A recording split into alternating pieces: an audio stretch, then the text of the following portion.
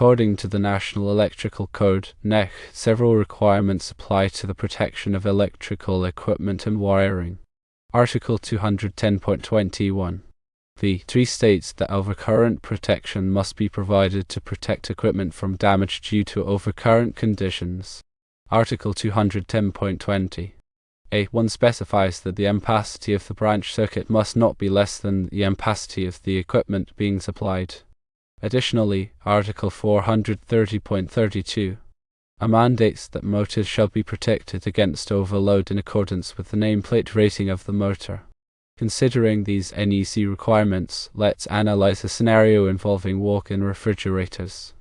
The condensers for these refrigerators are rated at 20 amps for the freezer and 15 amps for the refrigerator.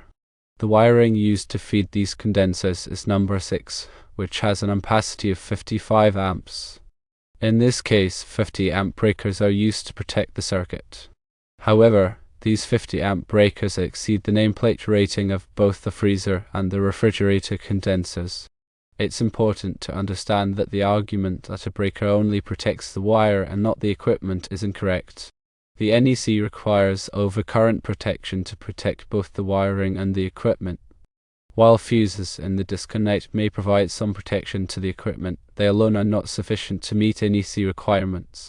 Therefore, using 50 amp breakers in this scenario is not acceptable or legal. The circuit breakers used exceed the nameplate rating of the condensers and do not provide adequate protection for the equipment. To comply with the NEC, corrective action is necessary. Firstly, the 50 amp breakers must be replaced. For the freezer, a 20 amp breaker should be used, and for the refrigerator, a 15 amp breaker should be used.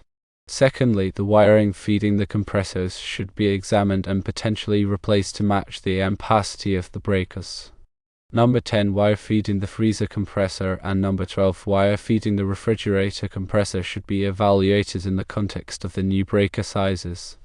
These steps ensure that the equipment is adequately protected and that the installation complies with the NEC requirements for overcurrent protection. It is crucial to use the correct size breaker to protect both the wire and the equipment. The overcurrent protection devices, such as circuit breakers and fuses, are designed to protect electrical circuits and equipment from damage caused by excessive current flow. This excessive current flow can result from various situations, including short circuits, overloads, and ground faults.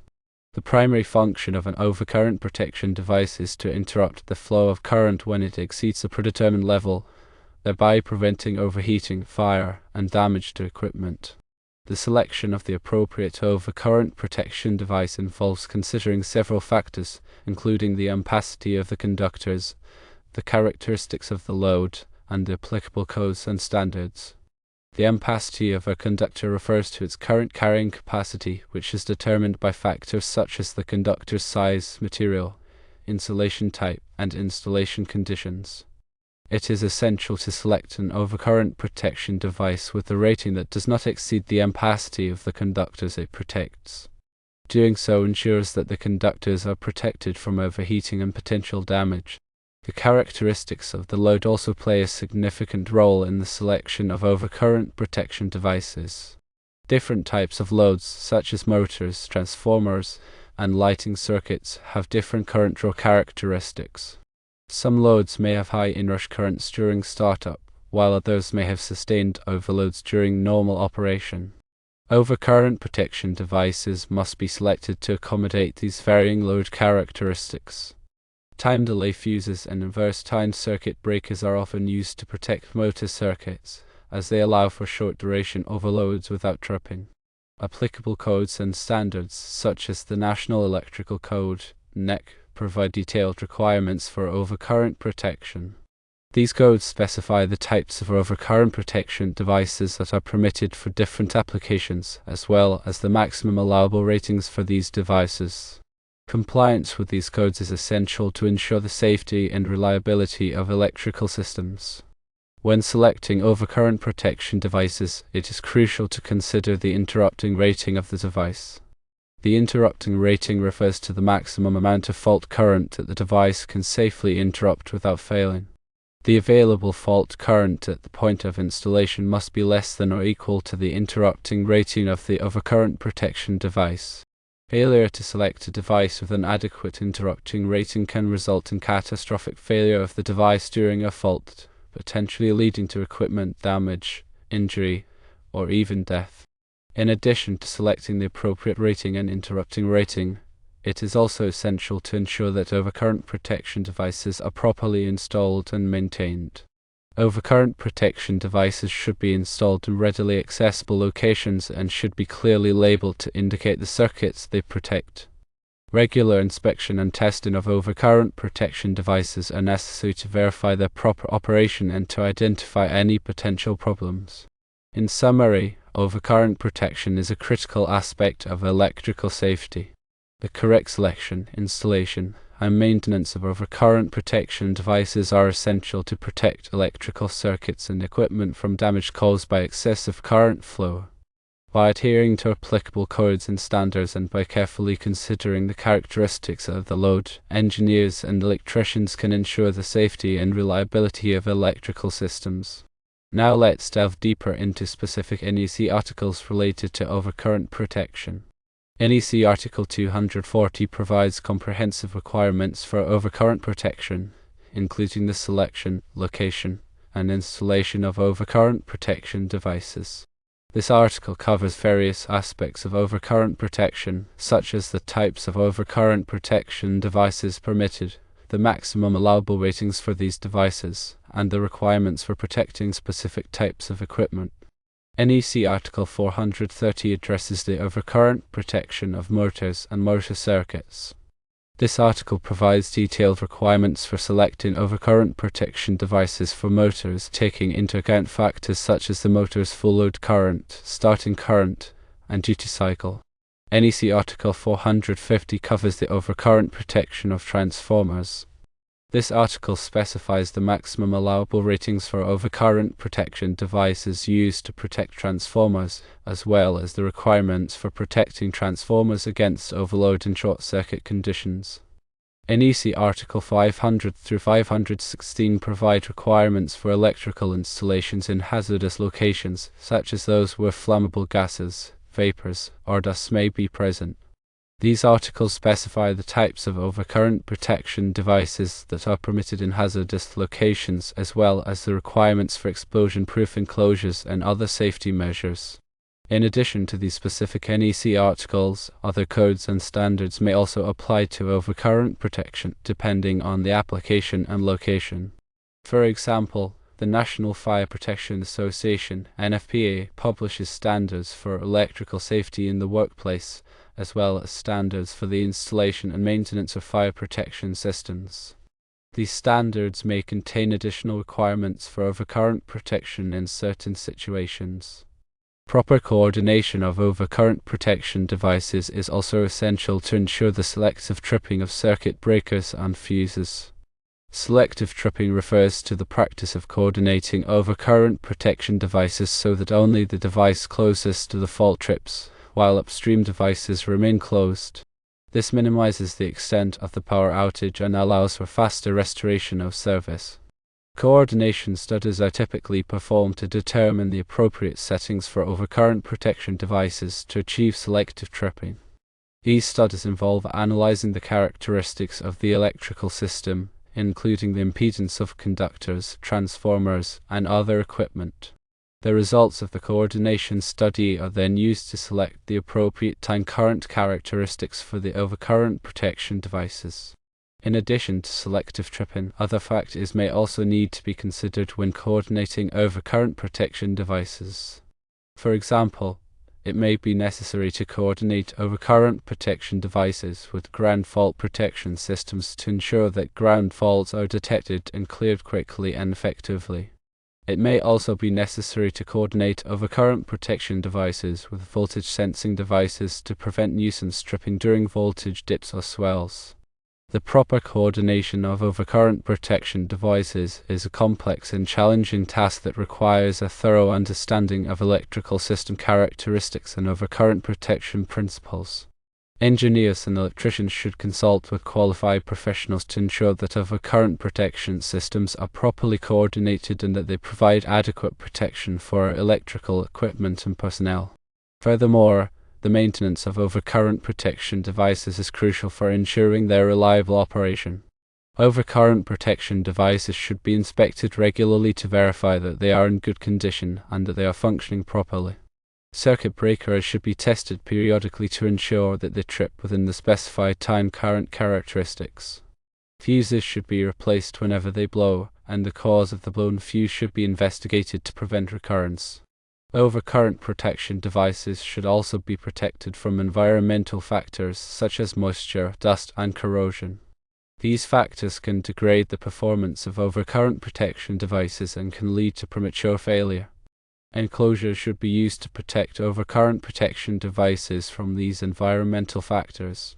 In addition to regular inspection and testing, overcurrent protection devices should also be calibrated periodically to ensure that they are accurately sensing and responding to overcurrent conditions. Calibration involves comparing the actual performance of the overcurrent protection device to its specified performance characteristics. If the device is found to be out of calibration, it should be adjusted or replaced to restore its accuracy. Calibration should be performed by qualified technicians using calibrated test equipment. Finally, documentation of overcurrent protection systems is essential for effective maintenance and troubleshooting. Documentation should include detailed drawings of the electrical system, including the location and ratings of all overcurrent protection devices.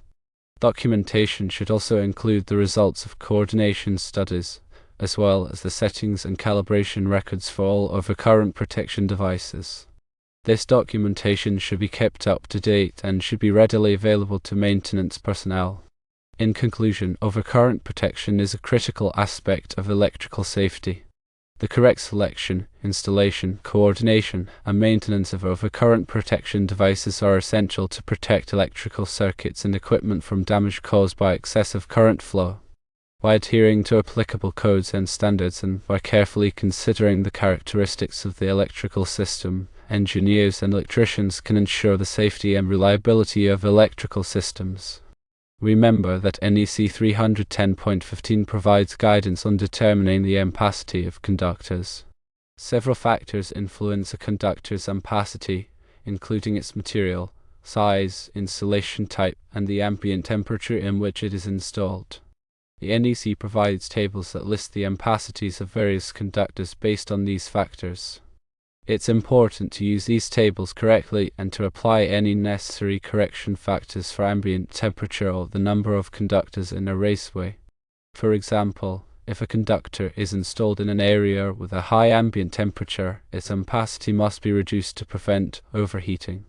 Similarly, if multiple conductors are installed in the same raceway, their ampacities must be derated to account for the increased heat generated by the conductors. NEC 110.3 B requires that listed or labeled equipment be installed and used in accordance with any instructions included in the listing or labeling. This means that if a piece of equipment is listed by testing laboratories such as Underwriters Laboratories, it must be installed and used in accordance with the instructions provided by UL. These instructions may include specific requirements for overcurrent protection, grounding, and other safety measures. Failure to follow these instructions can void the equipment's listing and can create a safety hazard. The concept of selective coordination, as mentioned earlier, is crucial in ensuring the reliability and safety of electrical systems. Selective coordination involves coordinating the overcurrent protection devices in a system so that only the device closest to the fault trips, while upstream devices remain closed. This minimizes the extent of the power outage and allows for faster restoration of service. To achieve selective coordination, it's necessary to consider the time current characteristics of the overcurrent protection devices. Time current characteristics describe how long it takes for an overcurrent protection device to trip at different levels of overcurrent. By selecting overcurrent protection devices with appropriate time current characteristics, it's possible to ensure that the downstream device will trip before the upstream device in the event of a fault. Coordination studies are often used to determine the appropriate time current characteristics for overcurrent protection devices in a system. These studies involve analyzing the characteristics of the electrical system, including the impedance of conductors, transformers, and other equipment. The results of the coordination study are then used to select overcurrent protection devices that will provide selective coordination. The available fault current at a particular point in an electrical system is the amount of current that would flow if a short circuit were to occur at that point. The available fault current depends on the voltage of the system, the impedance of the source, and the impedance of the conductors and equipment between the source and the fault. It's important to know the available fault current when selecting overcurrent protection devices because the overcurrent protection device must be able to safely interrupt the maximum available fault current. If the overcurrent protection device is not rated to interrupt the available fault current, it could fail catastrophically, potentially causing equipment damage, injury, or even death. Short circuit current ratings, SCCRs, are used to indicate the maximum available fault current that a component or piece of equipment can safely withstand. The SCCR of a component is determined by testing the component under short circuit conditions and measuring the amount of current that flows through the component before it fails. The SCCR of a component must be equal to or greater than the available fault current at the point where the component is installed. If the available fault current exceeds the SCCR of the component could fail under short circuit conditions. In addition to selecting overcurrent protection devices with appropriate interrupting ratings, it's also important to consider the withstand ratings of other components in the electrical system. The withstand rating of a component is the amount of current that the component can safely withstand for a specified period of time without being damaged. The withstand ratings of components such as busbars, switchgear, and panel boards must be equal to or greater than the available fault current at the point where the component is installed. If the available fault current exceeds the withstand rating of the component could be damaged or destroyed under short-circuit conditions. Ground fault protection is designed to protect people from electric shock by detecting and interrupting ground faults. A ground fault occurs when current flows through an unintended path to ground, such as through a person's body. Ground fault protection devices, such as ground fault circuit interrupters, GFCIs, and ground fault equipment protection, GFEP, are designed to detect these ground faults and to quickly interrupt the flow of current, thereby preventing electric shock. GFCIs are typically used in residential and commercial applications to protect receptacles and other outlets that are located near water or in other damp locations. GFEP is typically used in industrial applications to protect equipment from damage caused by ground faults. Arc fault circuit interrupters, ARCs, are designed to protect against fires caused by arcing faults. An arcing fault occurs when electricity jumps between two conductors or between a conductor and ground. Arcing faults can generate intense heat, which can ignite nearby combustible materials and start a fire. ARCs are designed to detect these arcing faults and to quickly interrupt the flow of current, thereby preventing fires. ARCs are typically used in residential applications to protect branch circuits that supply bedrooms, living rooms, and other areas where people are likely to be sleeping or spending time. Surge protection devices, SPDs, are designed to protect electrical equipment from damage caused by voltage surges. Voltage surges are transient increases in voltage that can occur due to lightning strikes, switching events, or other causes. Voltage surges can damage sensitive electronic equipment such as computers, televisions, and appliances. SPD are designed to divert these voltage surges away from the equipment, thereby protecting it from damage. SPD are typically installed at the service entrance of a building and at individual pieces of equipment. Regular maintenance is crucial for ensuring the continued safety and reliability of electrical systems. Regular maintenance should include visual inspections, testing, and cleaning of electrical equipment. Visual inspections should be performed to check for signs of damage, such as cracked insulation, loose connections, and corrosion. Testing should be performed to verify that electrical equipment is functioning properly and that it is providing adequate protection against overcurrents, ground faults, and other hazards. Cleaning should be performed to remove dust, dirt, and other contaminants that can interfere with the proper operation of electrical equipment. Qualified personnel should perform electrical work. Electrical work should only be performed by qualified personnel who have the necessary training and experience. Qualified personnel should be familiar with the applicable codes and standards, and they should be able to safely and effectively perform electrical work. Allowing unqualified personnel to perform electrical work can create a safety hazard and can increase the risk of electrical shock, fire, and other accidents. Always de-energize circuits before working on them. Before working on any electrical circuit, it's important to de-energize the circuit to prevent electric shock. De-energizing a circuit involves turning off the power to the circuit at the breaker or fuse box. After de-energizing the circuit, it's important to verify that the circuit is actually de-energized by using a voltage tester. Never assume that a circuit is de-energized just because the breaker or fuse is turned off. Use proper personal protective equipment, PPE. When working on electrical circuits, it's important to use proper PPE to protect yourself from electric shock and other hazards. PPE can include rubber gloves, safety glasses, and insulated tools. The specific PPE that is required will depend on the type of electrical work that is being performed. Follow lockout/tagout procedures. Lockout/tagout procedures are used to prevent accidental energization of electrical circuits during maintenance or repair work. Lockout involves placing a lock on the breaker or fuse box to prevent the power from being turned on. Tagout involves placing a tag on the breaker or fuse box to warn others that the circuit is being worked on and should not be energized. Follow all applicable codes and standards. All electrical work should be performed in accordance with the applicable codes and standards. These codes and standards are designed to ensure the safety and reliability of electrical systems. Failure to follow these codes and standards can create a safety hazard and can increase the risk of electrical shock, fire, and other accidents. Seek professional advice when needed. If you are unsure about any aspect of electrical work, it's always best to seek professional advice from a qualified electrician or electrical engineer. Attempting to perform electrical work without the necessary knowledge and experience can be dangerous and can lead to serious accidents.